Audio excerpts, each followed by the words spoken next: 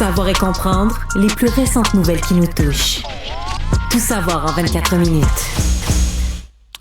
Alors, Kamala Harris, hier, Alexandre, a fait ce discours très important.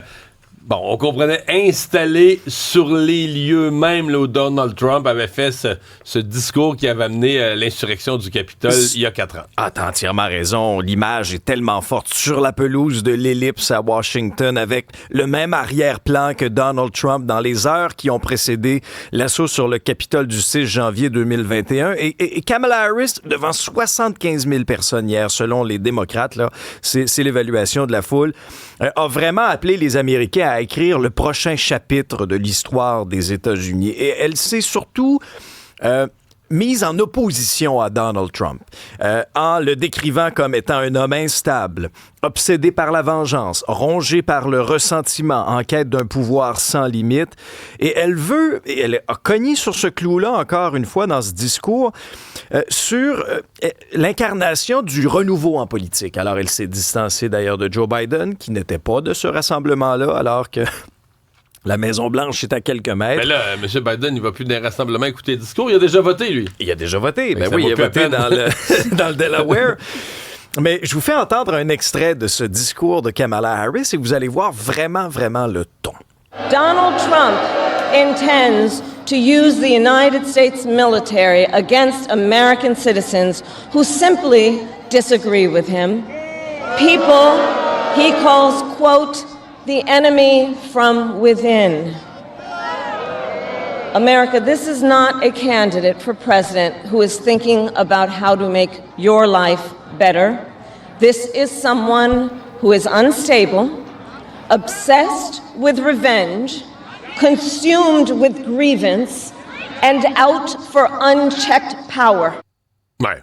Donc, côté dictateur, là, qui veut un pouvoir à l'infini. Mais je retiens hier à LCN, je recevais Jean-Marc Léger qui m'a sorti 2 éléments de sondage très intéressants qui peuvent expliquer la fin de campagne des 2 candidats. Pas des sondages de qui vote pour qui, là, des sondages d'opinion plus pointus.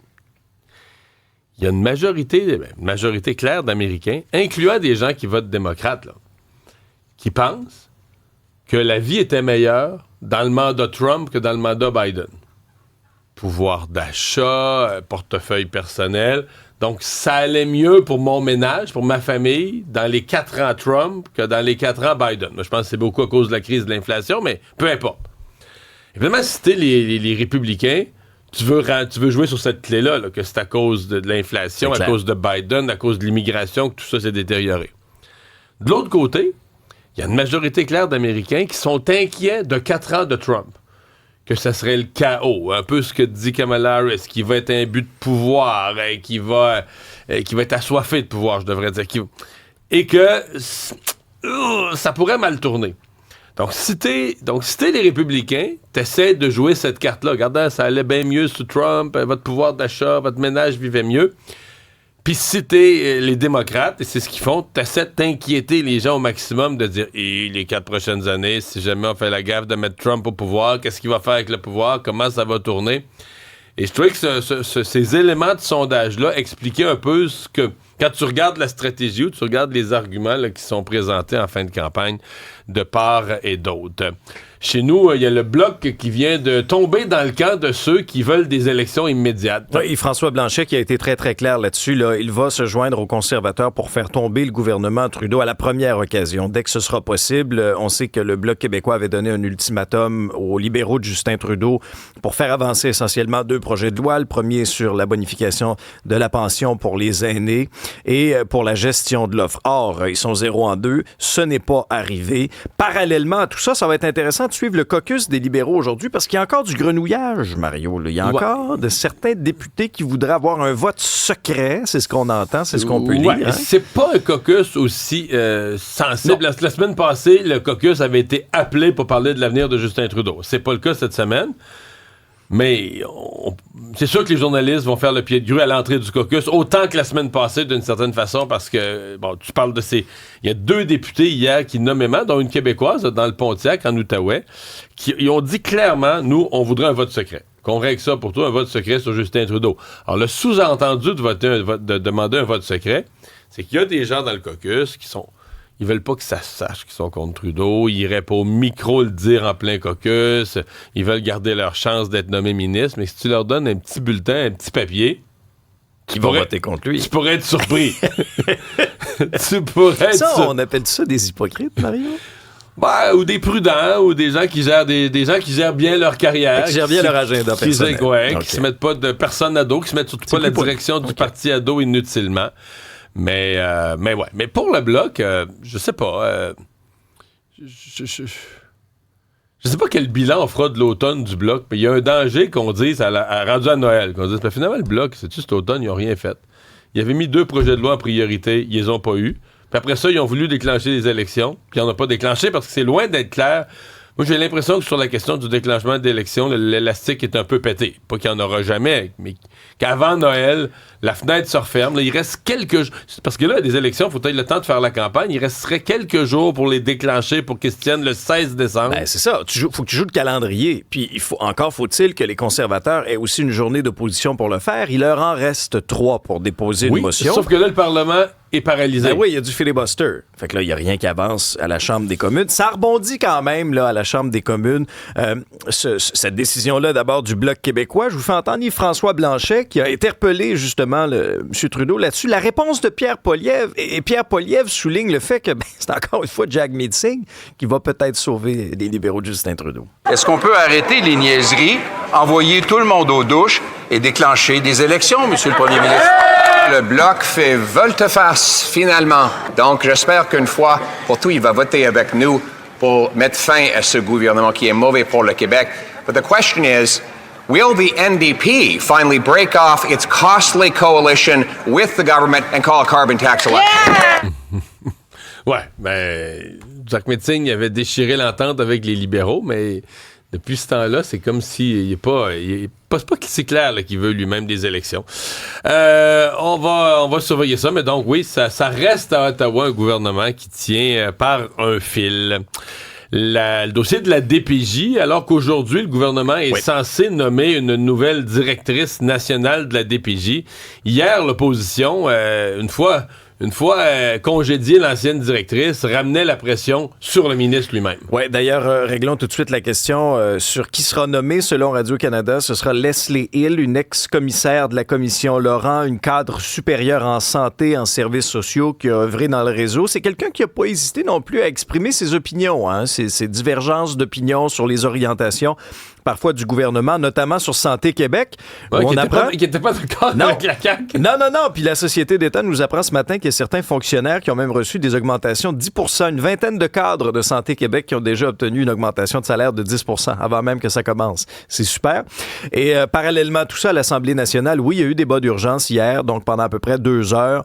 Le ministre Carman a répété qu'il était toujours l'homme de la situation. Ce n'est pas l'avis des oppositions. Voici Marc Tanguay du Parti libéral, Guillaume Clich-Rivard de Québec solidaire et Paul Saint-Pierre Plamondon du Parti québécois. Il n'a plus notre confiance, Lionel Carman, c'est clair. Voyons donc, c'est son réseau. C'est lui qui est ministre. C'est lui qui possède des budgets. C'est lui qui engage les éducatrices, les éducateurs. Fait que je pense qu'il y a une véritable question de confiance du public puis que M. Carman a beaucoup de réponses à donner aux Québécois et aux Québécois. Ça soulève la question, y a-t-il un pilote dans l'avion? Est-ce qu'il y a quelqu'un qui suit ce qui se passe sur le terrain?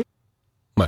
Le ministre Carman, quand même, qui a fait un aveu assez incroyable hier. Bon, on peut voir ça honnête, on peut voir ça comme un signe de faiblesse, mais il a dit que avant la nomination de sa directrice nationale de la santé publique, lui-même avait des rencontres régulières. Des suivis. Des suivis hebdomadaires avec. Donc lui-même gérait comme les gens des DPJ de chacune des régions et visitait plus de centres. Mais là, il dit, une fois que j'ai nommé une directrice nationale, j'aurais eu l'impression de la dédoubler, c'est ça. Donc, je lui ai délégué. Puis là, c'est un peu un aveu qu'elle, elle faisait pas le travail, ou elle faisait pas le lien, ou elle posait pas les gestes. Dans le fond, qu'elle, elle servait un peu de tampon pour dire, regarde, on va abrier. Quand ça marchait pas, on va abrier ça, là, on le dira pas au ministre. Puis, un peu le contraire de ce que lui aurait voulu, dans le fond. Là. Plutôt, je pense que lui aurait voulu qu'elle soit comme sa partner, tu sais, pour faire marcher le réseau. Mais comme si elle essayait plus d'abrier les choses, de calmer les choses, que de faire changer les choses. Bon, là, il dit qu'il va recommencer à le faire. Je pense que c'est une bonne décision. Maintenant, est-ce Est-ce que c'est excusable comme erreur de lui-même s'être éloigné du réseau parce qu'il avait nommé une directrice nationale? Certains diront oui, certains diront non. Là. C'est sûr que la pression se retrouve vraiment sur lui là, après le départ de Catherine Lemay, mais malgré tout ça, François Legault a toujours confiance en lui. C'est un ami, puis s'il y en a un qui se démène pour les jeunes au Québec depuis 6 ans, c'est Lionel. Oui, j'ai totalement confiance à Lionel Carman et on va continuer d'avancer dans le dossier puis de s'assurer qu'on prenne bien le contrôle de chaque DPJ. Non, je ne vais pas démissionner. Qu'est-ce qui vous fait croire que vous êtes encore l'homme de la situation, M. Carman? On a fait des améliorations significatives au niveau de la DPJ. On commence le grand chantier. Oui, le grand chantier des centres jeunesse, qui semble être le plus difficile, le plus compliqué. Dans les remarques de l'opposition, quand même, il y en a une qui m'a amusé, là, quand, je pense que c'est Guillaume Clich-Rivard de Québec solidaire qui dit c'est lui qui embauche les éducatrices les éducateurs. Une à une. Hein? Ouais, tu dis pas, je sais pas. Ils ont jamais été au pouvoir, mais là, oui, le ministre a un devoir là, de supervision de tout ça, de savoir un peu ce qui se passe sur le terrain. C'est lui qui reçoit les CV. Non, je pense pas que c'est lui qui trie les CV puis qu'on puisse dire que c'est une personne mal intentionnée est passée entre les mailles du filet. On peut pas vraiment blâmer le ministre pour ça. Violence d'un adulte, ça se passe dans une école. Ouais, ben puis c'est dans la foulée de toutes les révélations aussi à Bedford. Là, c'est 11 enseignants qui d'ailleurs ont été suspendus. Et là, il y a une chercheuse qui dévoile des données quand même assez troublantes là, sur ce qui se passe dans les écoles du Québec. Elle s'appelle Claire Beaumont. Elle est professeure à l'Université Laval, c'est dans le journal ce matin. On apprend que plus d'un élève sur 7 a subi une forme de violence de la part d'un adulte à l'école. En fait, entre 2013 et 2019, son groupe de recherche a mené une étude qui visait à garder un œil, à surveiller sur ce qui se passe là, dans les écoles du Québec au niveau de la violence. Alors, 20% des jeunes ont dit s'être fait crier ou sacrer après par un adulte au moins une fois pendant l'année scolaire 2018-2019. Globalement, donc, un élève du primaire sur 6, un sur 7 au secondaire qui a vécu au moins une forme de violence de la part du personnel. Et il y aurait certaines solutions, selon ces chercheurs, notamment la première étape, rouvrir les fameux plans de lutte contre l'intimidation pour les rendre plus efficaces, entre autres parce qu'ils sont actuellement appliqués un peu à géométrie variable d'une école à l'autre. Là. J'ai deux remarques là-dessus. La première, c'est que je regardais dans les affaires les plus fréquentes, on dit le jeune dit, là, c'est des jeunes interviewés, un regard méprisant. Là, tu sais, c'est de l'intimidation, un regard méprisant, puis tu sais, ça peut être interprété de fait que des fois, je me dis, est-ce qu'on est rendu trop chouchouteux là, comme société à dire, ben là, il faut envelopper.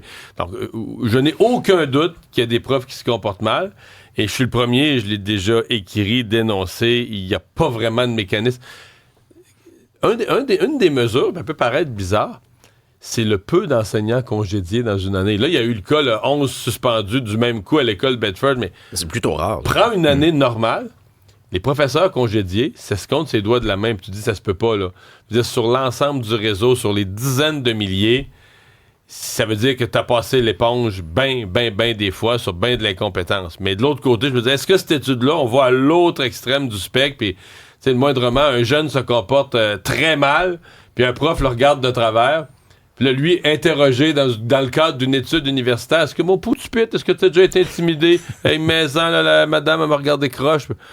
Mais c'est comme s'il y a de l'exagération des deux côtés. Ouais, il y a des élèves qui sont turbulents, maudits aussi. Là. Puis qui respectent pas le prof, puis qui vont menacer de péter ses pneus, puis puis après ça, si le prof le regarde de travers ou il réplique, il va dire j'ai été intimidé. Ah non, pas les petits chérubins, ça se peut pas. Ouais, c'est ça. Ça brasse encore en Afghanistan au niveau des droits des femmes, Alexandre. Et là, nouvelle règle, ajout d'une règle des talibans à l'endroit des femmes. Mais c'est à peine imaginable. Oui, tenez-vous bien là. Okay. C'est le National Post qui nous apprend ça. Alors, les talibans ont imaginé, interdit aux femmes afghanes que leur voix soit entendue par une autre femme. Sur la place publique. Sur la place publique. Et c'est le ministre taliban de la Vertu qui, dans une annonce... C'est qui le ministre de la Vertu au Québec? Ça, c'est une très bonne question. C'est ministre de la Vertu. Oui. Dans ce cas-ci, c'est Mohammad Khalid Hanafi. Et dans ce cas-ci, donc, il a fait cette directive-là. Que c'était interdit. Donc, il faut pas que tu parles trop fort. Faut pas que ta voix soit entendue par une autre femme en public. Parce que ça avait commencé que les femmes n'avaient pas le droit de faire un discours ou de parler sur la place publique officiellement ou de s'adresser. Mais là, c'est la coche d'après. Donc, une femme, la mesure de la voix de la femme sur la place publique, c'est qu'il ne faut pas que ça puisse être entendu par une autre femme. Et ça, je veux dire, depuis la reprise au pouvoir des talibans en Afghanistan depuis 2021, il y a eu une série de restrictions qui sont entrées en vigueur. Ça a commencé par le milieu de travail, l'école. Exact. Pas le droit d'aller à l'école. Mm-hmm. Mais là, c'est un autre niveau quand même. Écoute, là, ça dépasse l'entendement. C'est fou parce que tu dis, nous, le Canada, mettons, là, on a des soldats qui sont morts en Afghanistan. C'est pour faire reculer le régime des talibans. Là. Et puis en claquant des doigts. Quel échec, là. Les Américains se retirent, l'armée américaine se retire, les talibans ont repris le pouvoir instantanément et implantent des politiques qui sont pires que ce qu'on a jamais vu. D'autres infos, Isabelle, sur Puff Daddy, sur ces fameux parties, là, ces règles. Là, il y a eu une série d'accusations d'ordre sexuel. Là, c'est pas vraiment une accusation au sens criminel, c'est plus une personne qui a déjà participé à l'organisation des parties, mais qui raconte les horreurs autour de ça. Oui, autour des femmes, le code vestimentaire des femmes, c'est des confessions qui ont été faites au New York Post, entre autres. C'est une ancienne organisatrice de ces soirées-là qui dit « Moi, j'ai travaillé pour le rappeur en 2004-2005. Et à l'époque, je traînais une balance dans mon auto parce que les femmes ne devaient pas peser plus de 140 livres. Oui, ça, c'était l'un des critères. Le poids, pas de cellulite. Donc, on les pesait pour rentrer dans un party. En moins de 140 livres, t'es correct. Faut pas que t'aies de graisse, pas de cellulite, pas trop de piercing, pas trop de tatouages non plus. Là. Donc, faut que t'aies vraiment une silhouette X. Il y a vraiment une petite affaire. Les cheveux pas trop courts. Pas le droit de pantalon non plus. Toujours des robes ou des jupes très courtes. Pas de jeans ni de souliers plats, des talons aiguilles. Donc, on a l'image typique de ce qu'ils voulaient. C'était vraiment ça. Les femmes... Ça, c'était pour rentrer, pour avoir le droit de rentrer dans le party. Puis, on demandait pas l'âge non plus. Elle, à l'époque, elle disait, je me disais qu'on demandait pas l'âge peut-être pour l'alcool. Tu sais, comme il y avait beaucoup de consommation d'alcool, elle, sur le moment, elle y voyait pas nécessairement d'inconvénients, mais elle dit, moi, après, je ne participais pas au party, donc je n'étais pas consciente nécessairement de tout ce qui s'est passé sexuellement ensuite. Mais elle raconte comment elle... Doorman, finalement, la personne qui laisse entrer les femmes. C'est ce qu'elle racontait, le code vestimentaire. On dirait que ça rajoute à la nouvelle qui est choquante. Bien, ça décrit le contexte. Là. Complètement. Ben, qu'on se doutait, mais là, de le savoir de quelqu'un qui témoigne, parce que, tu sais, nous, on peut supposer, puis on en discute autour de la table de ce qu'on pense que c'est, mais là, d'avoir des gens de l'interne, c'est une nouvelle qui dégoûte. Avec une balance dans l'auto pour faire la pesée. C'est quoi comme, ça?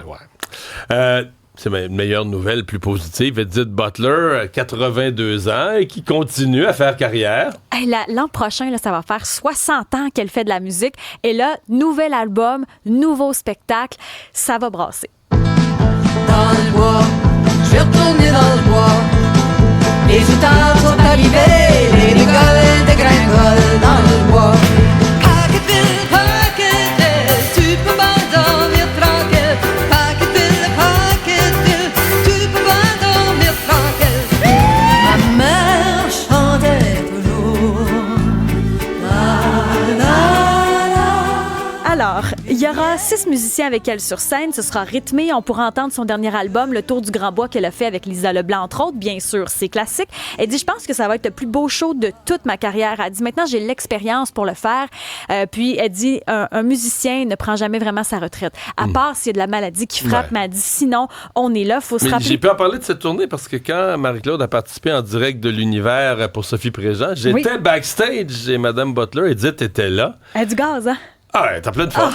Elle est en pleine forme. Elle a hâte à sa tournée. Elle est heureuse comme tout. Est-ce que tu as donné des petites informations, là? Non, c'est juste que ça témoignait d'un bonheur total de faire ça. Là. Mais tu sais, il faut se rappeler qu'elle, il y a une quinzaine de feuilles de gyps qui lui étaient tombées dessus. Là. Donc, elle avait eu des côtes fracassées, jambes fêlées, puis elle faisait des spectacles pareils. Là. Je suis fascinée par Edith Butler. Je la trouve plus jeune que bien des amis que j'ai. Oui. Vraiment, là, elle me fascine. Donc, pour une première fois en 15 ans, elle sera au Théâtre Outremont le 9 novembre. Donc, ça, c'est la semaine prochaine. Mine de rien, novembre est à notre porte. Ça vaut vraiment la peine parce qu'elle dit, je veux aussi léguer léguer, parce qu'il y a un album en préparation. Elle dit, moi, je veux léguer quelque chose pour les jeunes. Elle dit, je sais pas quelle forme ça va prendre encore, cet album-là, mais je veux léguer quelque chose. Je trouve ça fabuleux. Ben, bravo. Hier, le Canadien n'a pas légué grand-chose. Oh non, ça passera pas à l'histoire. Cette autre défaite, un mardi, contre le Kraken de Seattle, on s'est fait humilier 8-2, Mario. C'était 4-0 après 10 minutes 33 de jeu. C'est sûr que tu peux pas, en tout cas, qu'à de rares occasions, te remettre de ça. Accorder un but après seulement 25 secondes également, si bien que Samuel Montembeault a été encore une fois chassé du match, cette fois en début de deuxième période. Il a accordé 5 buts sur 10 tirs. Moyenne ronflante de 3,67 cette année avec un pourcentage d'efficacité de 891. C'est pas très convaincant. Non, mais c'est parce que ça, c'est la moyenne d'efficacité. C'est parce que les 2 premiers matchs ont été miraculeux. Notamment un blanchissage à 48 Mais hier, on a ramené Primo, ça n'a pas été mieux. Essentiellement, le 8e but est arrivé, si je ne me trompe pas, au 21e lancé. Oui, parce donc, que t'avais le Canadien... 21 lancés, ce qui était peu de lancers pour le Kraken. Je sais que c'est des lancers dangereux, les défenseurs sont pas là, les joueurs se promènent, arrivent devant le but, les tirs déviés. T'sais, c'est tellement facile. Moi, je pense que toutes les équipes doivent aimer jouer contre le Canadien. Oui. Tu te fais pas brasser, t'es potentiellement un festival offensif. 8 buts sur 23 tirs pour le Kraken de Seattle. Écoute, la seule bonne nouvelle dans ce match-là, c'est que Cole Caulfield continue de bien fonctionner. Il a marqué son 9e but de la saison. Alors, on se relève, on se crache des mains, puis on remet ça jeudi contre les Capitals de Washington et samedi contre les Penguins de Pittsburgh. Mais là, la partie facile du calendrier est finie. Là. C'est fini. Parce que là, c'était des matchs plus distanciés, à la maison. Beaucoup de Canadiens jouaient très peu sur la route. Là, ils partent sur la route. Là, la partie la plus difficile du calendrier s'en vient. Moi, j'ai une bonne pensée pour ceux qui ont un abonnement de saison. pour allumer un lampion. Non, mais c'est à peine drôle. Là. C'est-à-dire que l'impression générale... On est déjà plus dans le mix, Mario. Non, mais c'est que l'équipe se détériore. C'est surtout ça. Le mot reconstruction est en train de perdre de son sens parce que tu dis, OK, tous les jeunes qu'on nous promettait... Ils ont encore des beaux flashs, mais globalement, dans un match, ils sont moins bons que l'année passée. Ça s'en va où, là?